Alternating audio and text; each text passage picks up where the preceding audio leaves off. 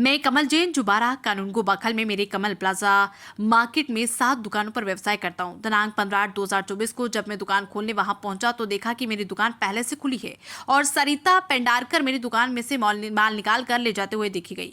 उसका कहना था कि मेरे पास कोर्ट का आदेश है, परंतु जब हमने आदेश देखा तो उसमें सिर्फ एक दुकान का अभी के लिए आदेश था, लेकिन महिला ने मेरी सारी दुकानों के ताले तोड़ मॉल की अफरा तफरी कर ली। बस B1 लिखा तो आप लोग ये मेरे दुकान के रिश्ते के खिलाफ ताले लगवाने आए हो क्या भैया? नहीं, हम तो नहीं, ये ताले खबर क्यों लेने आए लगाए? हैं। आपको लाने के बाद इन्हें हमने ताले नहीं लगाए। ये हम ताले लगाने वाले कौन हैं?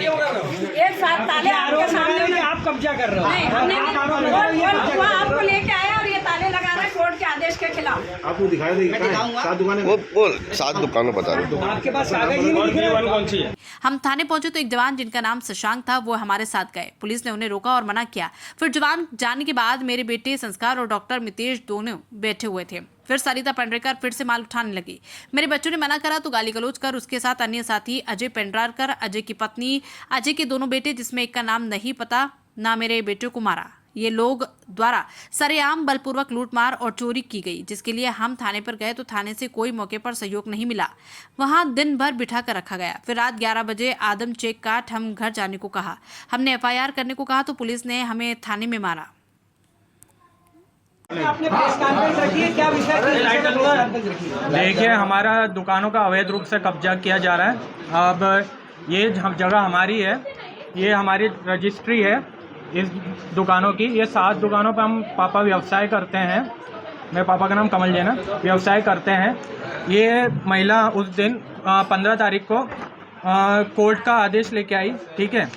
और इसने कोर्ट का आदेश हमने जब पढ़ा तो इसमें आप देख सकते हैं तो B1 दुकान का इसमें जिक्र है कि अभी फ़िलहाल के लिए अभी B1 की अनुमति दी गई है कोर्ट के द्वारा, परंतु इन्होंने हमारी बाकी की अन्य 6 दुकानों के ताले तोड़ के खुद ने हमारी दुकान को का माल निकालने लग गई, ठीक है।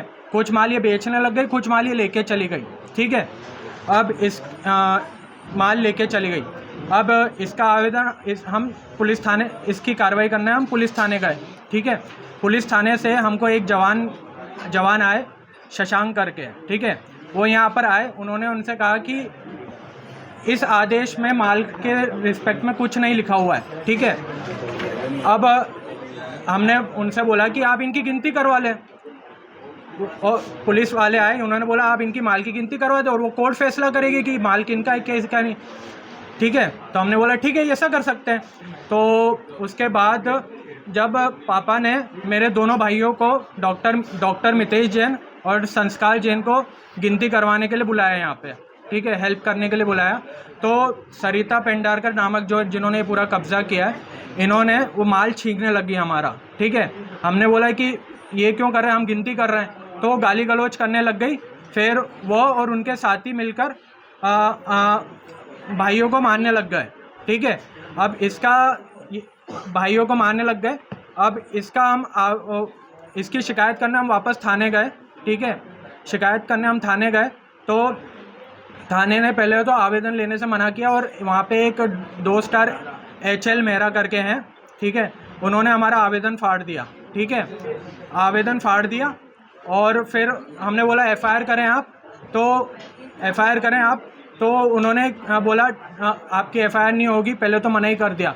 फिर बोला ठीक है, जाओ आप मेडिकल करा के लाओ, ठीक है। फिर हम मेडिकल कराने गए, दोनों भाई मेडिकल कराने गए, मेडिकल करा के आए, ठीक है।